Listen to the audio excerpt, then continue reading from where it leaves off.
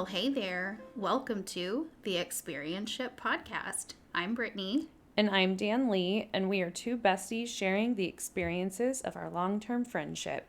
Together, we talk about our memories, stories, and incredible people we encounter along the way. On today's episode, part 3 of Bill Parr's biography, we get into his educational experience. And on the last episode, we talked about his journey becoming a pastor and his career. So stay tuned at the end where we discuss parts 1, 2, and 3 together.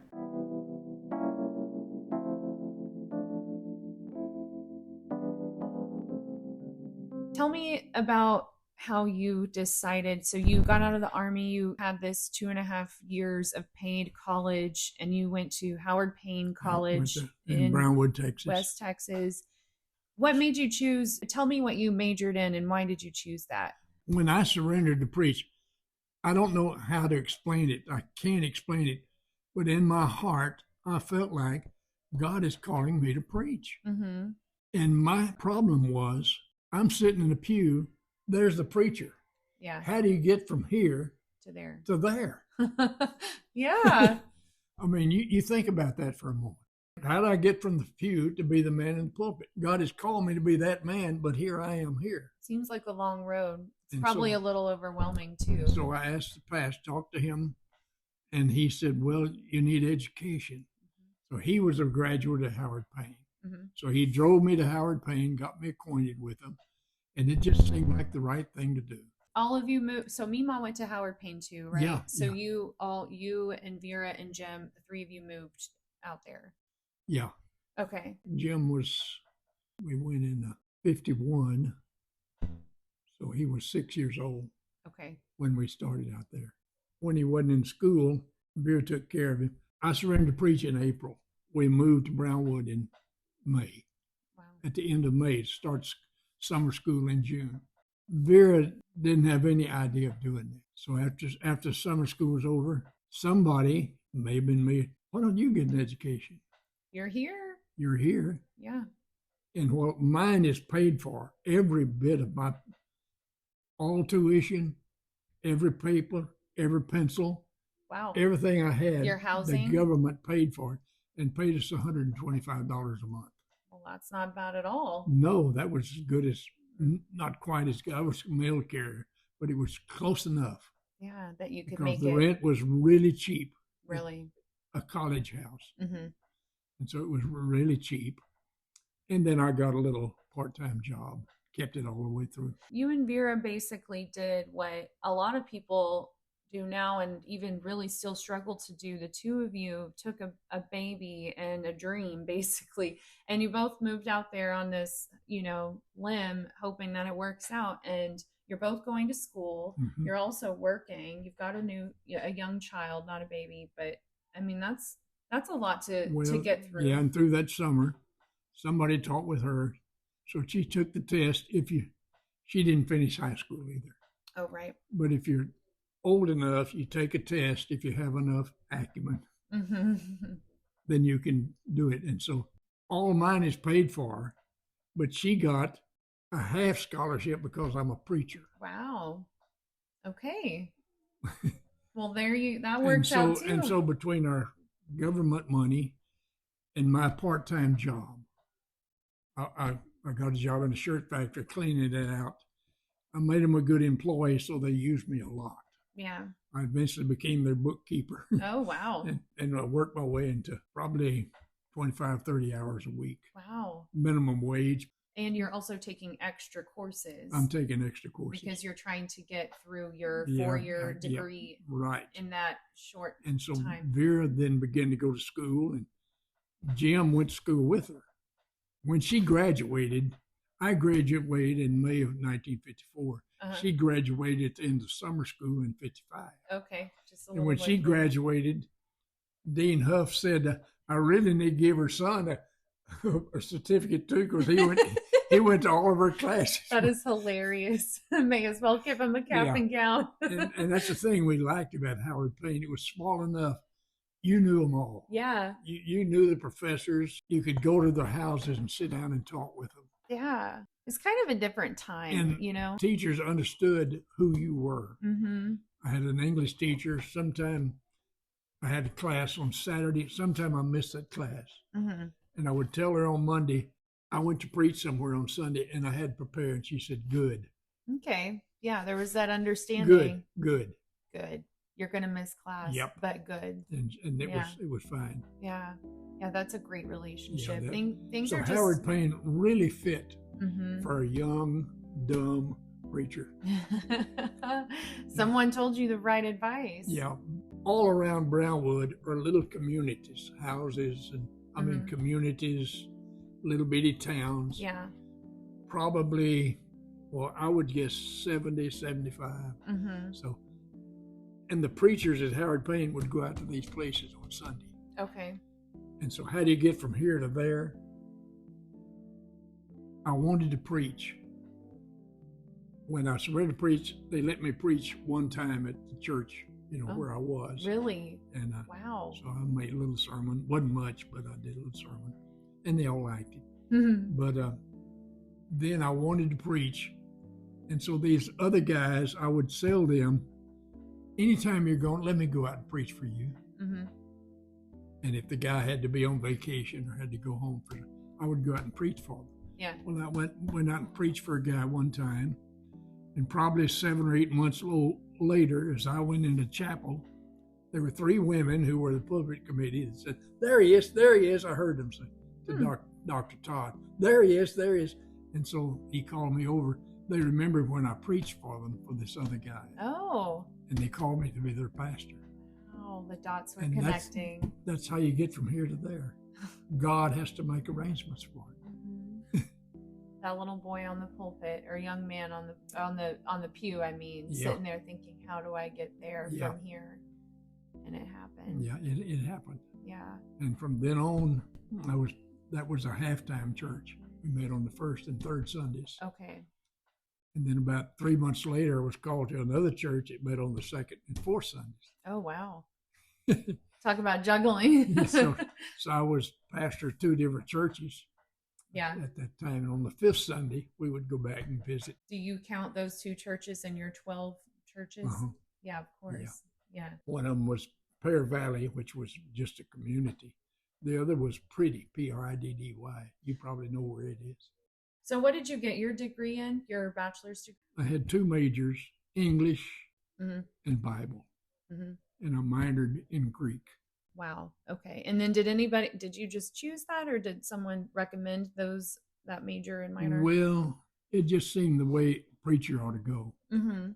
Now, a lot of the guys didn't want to take Greek, so they took a teaching degree just in case preaching didn't work out. Oh. It never occurred to me preaching wouldn't work out. I didn't know how to. That wasn't an option. But no, it wasn't. I wasn't going to do anything that would keep me from doing what I was called to do. Yeah. Yeah. That's amazing.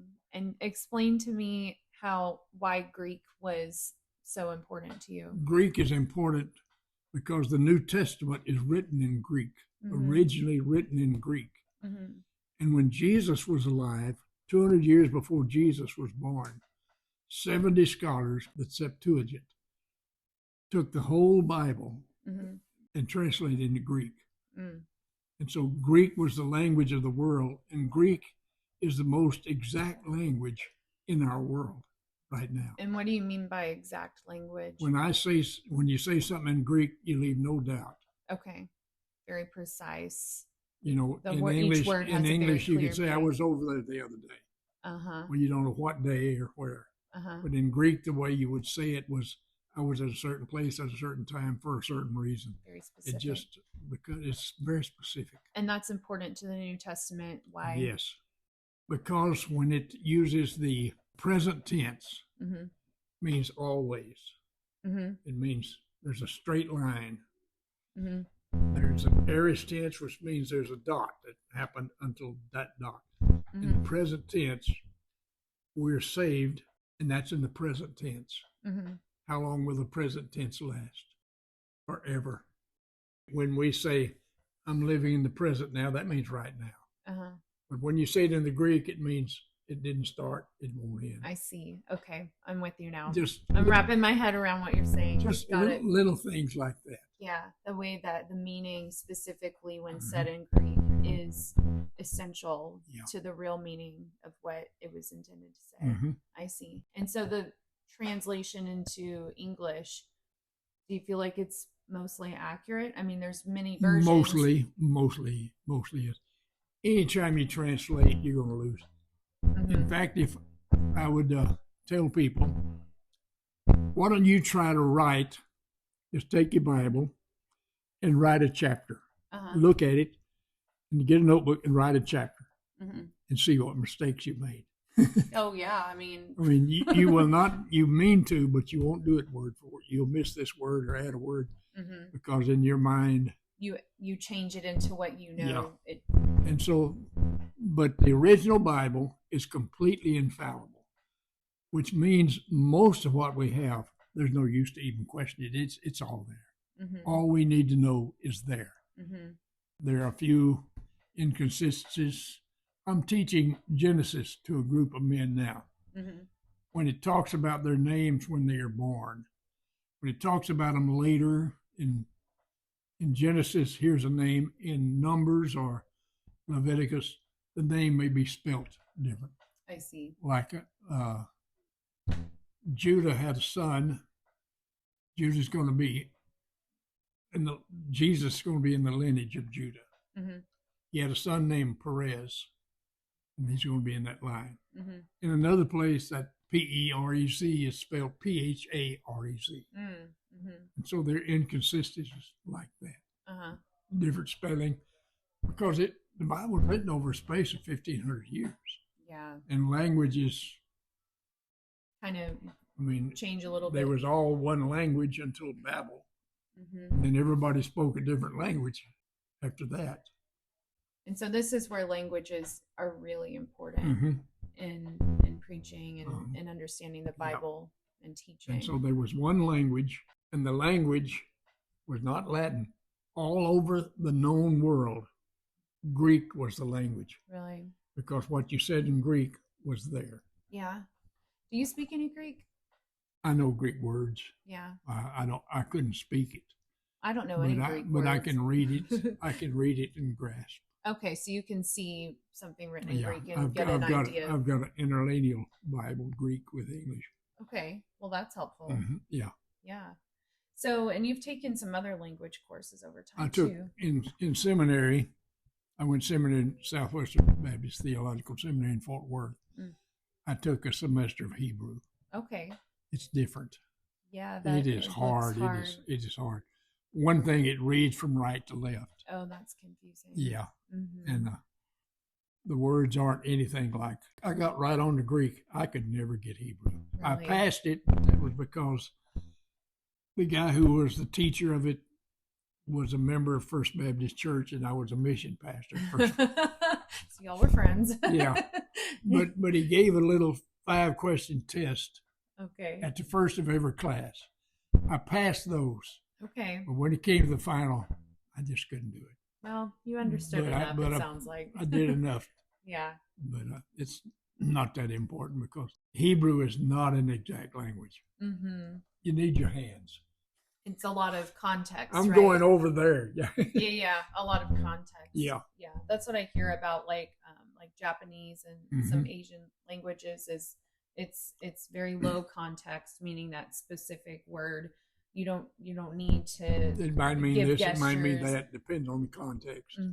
Languages are so interesting. Yeah. So you moved to Canton and you preached in Little Hope Baptist Church for 14 years and then actually retired. So in that time, Mom passed away. In 2011. In 2011, Vera.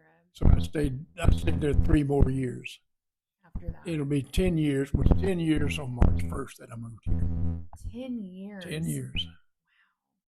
Doesn't seem possible, does it? No, it doesn't. So now you're in Kerrville, Texas, and you live with Dan.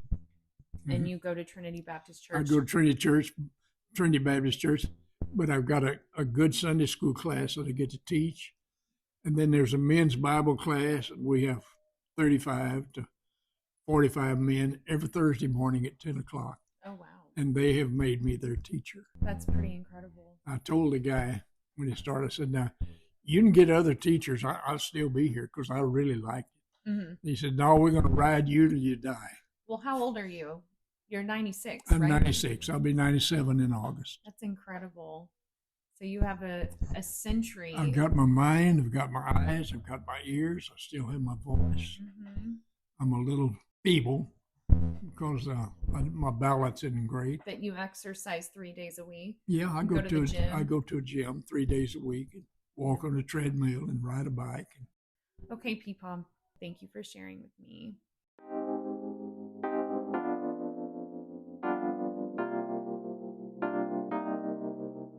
So I actually really like this one. I mean, I know it's a lot shorter of an episode, but I just thought this was really sweet because it kind of circles everything back together from part 1 and part 2. Mm-hmm. And, you know, especially, you know, talking about him getting an education and coming back to, you know, how I got from here to there. I mean, come on. Yeah. Like, that's kind of epic. Yeah. I did think it was funny him talking. He mentioned that he was just a young dumb preacher, and it's just kind of funny because that's not how you see Pepaw nowadays. Like, he said young dumb preacher, but he's not young dumb. Like, I see him as this very regal person. Mm-hmm.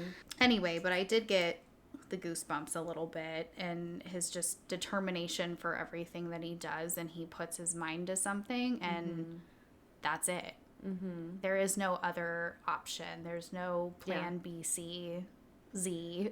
Yeah, he didn't need his other backup degree. No. He only had one route. Yeah, because he that's said, all he needed. Yeah, he said, I'm not going to do a teaching certificate because I'm not going to be a teacher. I'm not falling back on anything. Mm-hmm. And I really like that. I like admire the crap out of that. It's true because it's like, that's so unnatural, right? Like, that's not the way we think. Mm-hmm. We're always like, well, what if this doesn't work? What am I going to do? What am I going to do with my life? You know, it's really unheard of to just hear someone say, this is what I'm doing, and there is no other option, and watch it happen. Yeah. One of the things, again, going back to the education, was that he encouraged Mima to go to school as well. So sweet. You know, and I just think that's such a progressive and supportive thought for, you know, a man to have too. Like, not just to say, you know, hey, take care of our kid, but actually, why don't you go to school? We're here, you know? And the fact that she got a partial scholarship and they were able to just, like, support each other and both be successful, I think is really awesome. I think it's super cool, too. I mean, I told you in the last episode that for me, like, knowing about their story of going through college together and then also with a young child, like, that's hard. Like, I mean, they did it. They went after it and they just made it happen. And I love that. And then something he didn't say in the interview, he actually got his master's degree too in divinity at the Dallas Seminary when they lived there. Yeah. So Pepaw and I are the 2 masters in the family. I love that. Isn't that cool? He's the first in our family to have his master's. I love that. And you're carrying on a legacy. I love it. He's very educated. He's very educated, and same, you know, like he was even talking about some of the scripture from the Bible in this episode. He really knows his stuff. I mean, he knows these books. He's studied this his entire life. And one of the stories was Babel. And yeah, I heard that, but then y'all didn't go anywhere with that. Yeah, I was like, oh, yeah. And then later I'm like, wait, what's the story of Babel? Yeah. You know, I've never even heard of this. And so that's the language, from what I know it as. It's a language service that helps you learn, like, Spanish or French or Greek or whatever. Right. Okay, so what's this backstory? When the Old Testament was written, they talk about this app. No, I'm just kidding. Okay, I'm done. I'm just kidding. No, I'm with you, because that was my knowledge on that too. I was like, Babel.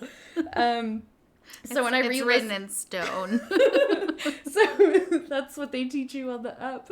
Oh my gosh. So when I re-listened to it, I was like, wait, I don't know what this is. And so of course, you know, I go to the Google, and then I'm like, actually, I do own a Bible that, in fact, Pepaw is probably the one that gave me.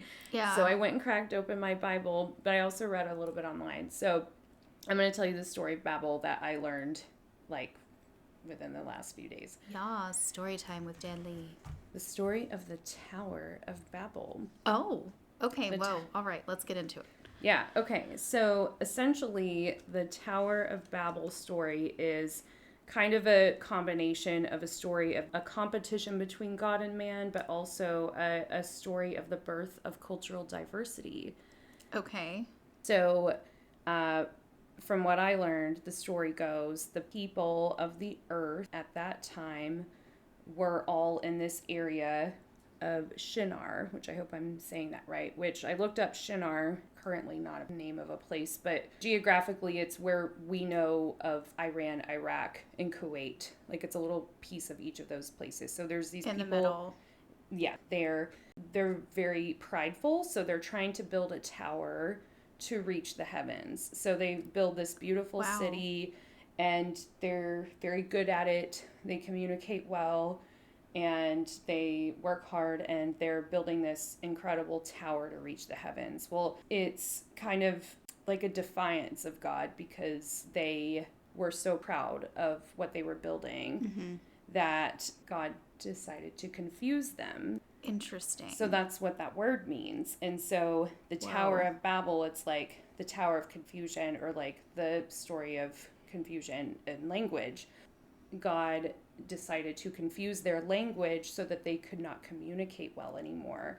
And that was the beginning of all these different languages that Interesting. everyone spoke. So all these people were supposed to go to all these regions of the earth and populate them and communicate in the regions that they were able to communicate in. Okay. And therefore they weren't able to finish building the tower. Oh. Isn't that interesting? That sounds so scandalous. There's some pictures of the tower on Wikipedia. Okay. And they're kind of cool. Like it's just very grand and beautiful and half built. So does it still exist to this day, or is it gone, or do you know anything about that? I read that there is no known place or like monument of the actual tower. So, and I could be wrong, but in my last minute research, I did not see that anywhere. Okay. So anyway, just kind of a fun story. I thought it was kind of cool. Wow. But that's what he was talking about. That is so interesting, though, because now it's an app, and that's all what we think about. And we're like, okay, what is this? Babble's an interesting to me. I'm like, I think of Babel as like just babbling on, just blah blah blah blah blah. Yeah. You know, but it actually has a really set in stone meaning. I had to do that. Yeah. Wow. Okay, so what other stories did Pepaw have that didn't quite make it in? That didn't unfold in the interviews? Yeah. I told you about his master's degree, told you about my research on the Tower of Babel, which I don't know if that's the same story that Pepaw would have said, but that's my best rendition of it. Something that I've always felt about Pepaw is his way of like gracefully handling things through life. He's, lived almost 97 years this August. He'll be 97, and he's experienced a lot of deaths, a lot of births, a lot of weddings, like many of the things. A really memorable time for me is when his wife Vera, my Meemaw, died. They were married for 67 years. Wow. And it wasn't so even a question that he was going to preach her funeral. Oof. Yeah. I mean, he took care of her. She was sick for a while. She had heart problems and eventually liver problems. Yeah, she just kind of got dementia, and that was really hard on him, and eventually passed away. And that was such a hard time for our family, and for him though, like he handled it so well. I mean, I know it hurt him. I mean, it was so emotional, but he did not want anyone else to preach her funeral. And I was just so moved by that, Yeah, that's... Can you imagine doing that? No, I can't even handle just thinking of something sad. I'll start crying, much less stand up in front of a bunch of people and, preach at the funeral of your the love of your life. Yeah. Goodness gracious. Yeah, I guess grief is one of the topics that we plan one day to get into, but it is hard. That's gonna be like a 4 tissue box day. Yeah, it's a tough box to crack open, but he just like faced it head on, and I remember that day really well. And he's also preached, I don't know, hundreds maybe funerals, but including my mother-in-law Mimi that we've talked about, and her mom Mare, like he preached both of their funerals, and every single time. Another thing that I just love about Pepaw is just his way of really effectively like connecting to everybody of all beliefs and all like cultures and traditions. Like he just is really great with words, and he's so respectful to everybody, and he can go into an audience and somehow deliver this message that each person needs to hear. And I know so many people feel that way too. He's just got that gift, Yeah. Well, I wasn't exactly raised going to church and things like that. I did go to a Lutheran middle school, if that counts for anything. But, I've just never had anybody speak, a pastor, a preacher, anyone like that that's really spoken to me. And even then, at the funeral that we did go to, I cried. Yeah. I was crying just because of what he said, on top of, crying from grief. But like my sister's funeral? Yeah. I think that was the first time that was the first time I heard him preach. Yeah. And he just did it with such grace, and even though that's his granddaughter. I know. I just about to make me cry too. Yeah. He's got that gift, and he's pretty incredible with it. Just even episodes that we've done with him, he's just listening to him speak, when I've been able to listen to it back and take my notes and everything. It's just the way he talks is so calming. It is. It doesn't matter what he says. Yeah. He could just make you just feel at ease with the world.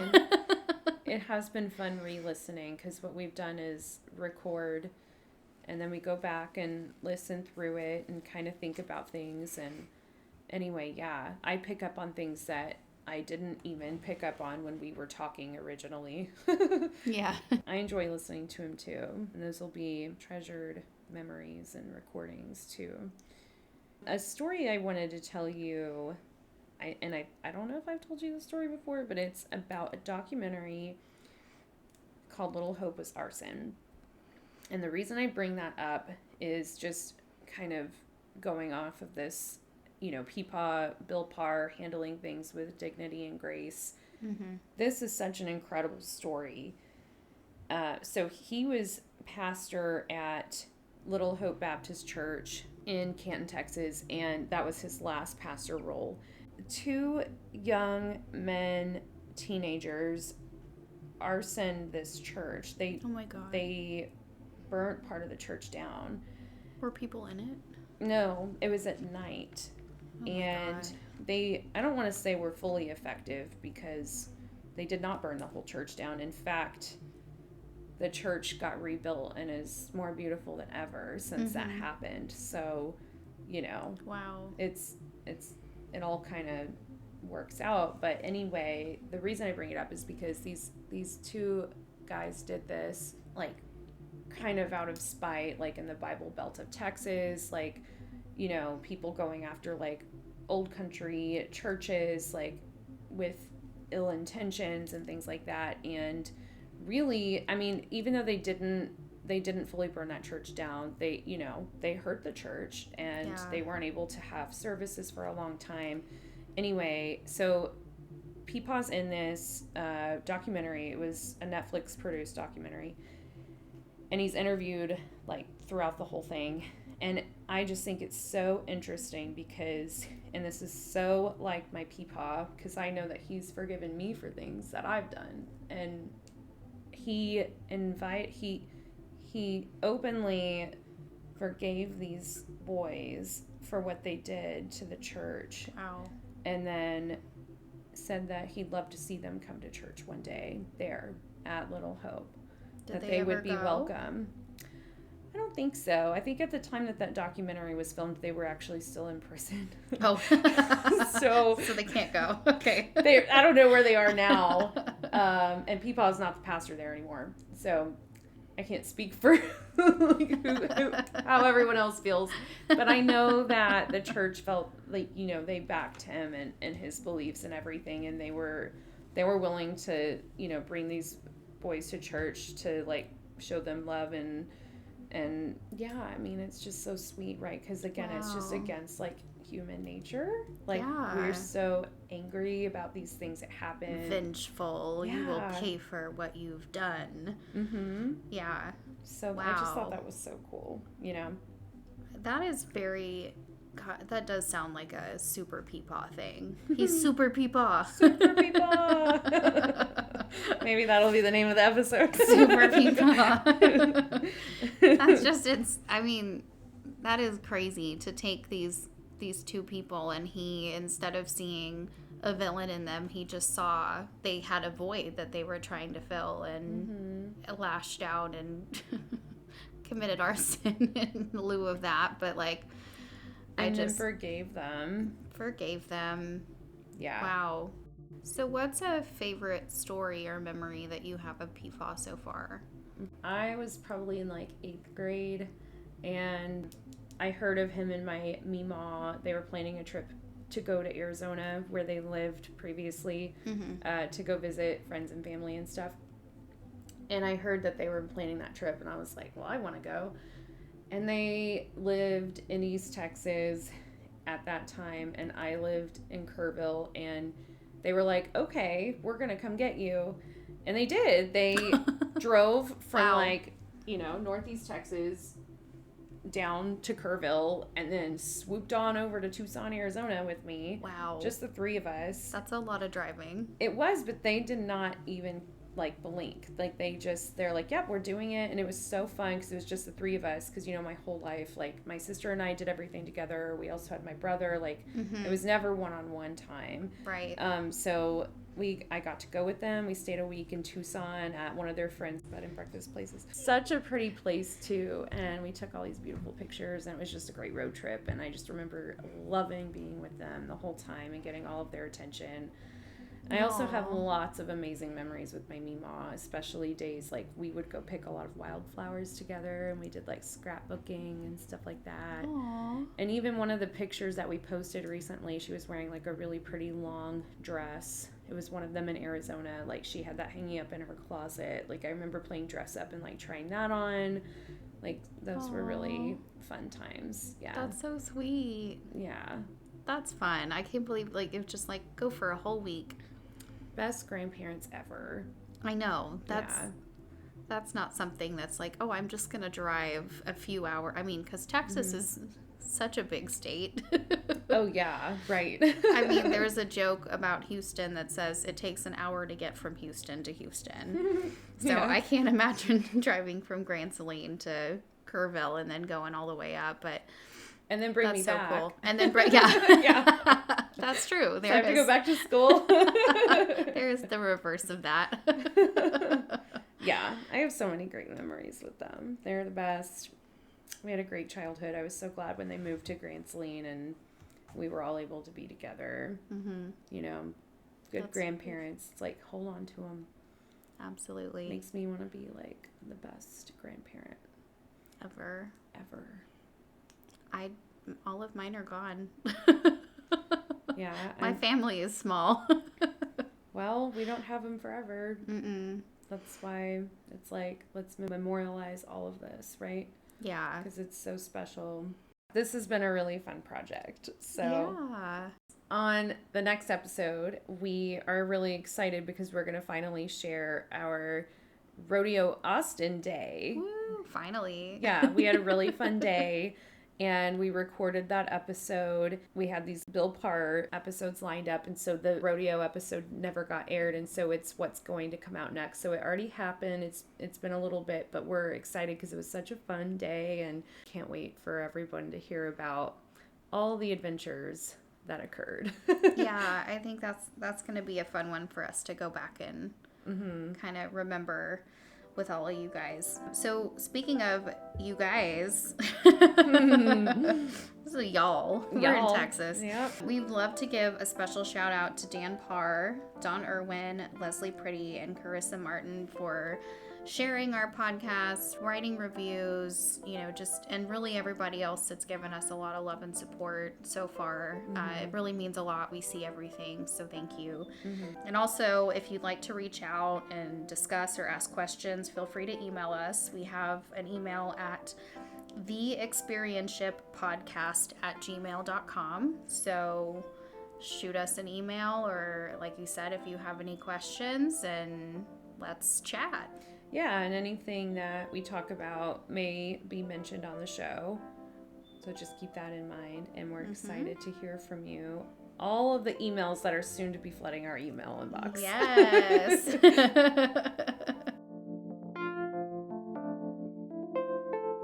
Thanks for listening. We'll see you next time on The Experience Ship Podcast. Follow us on Instagram and Facebook. And if you're feeling fancy, leave us a review wherever you stream. Bye.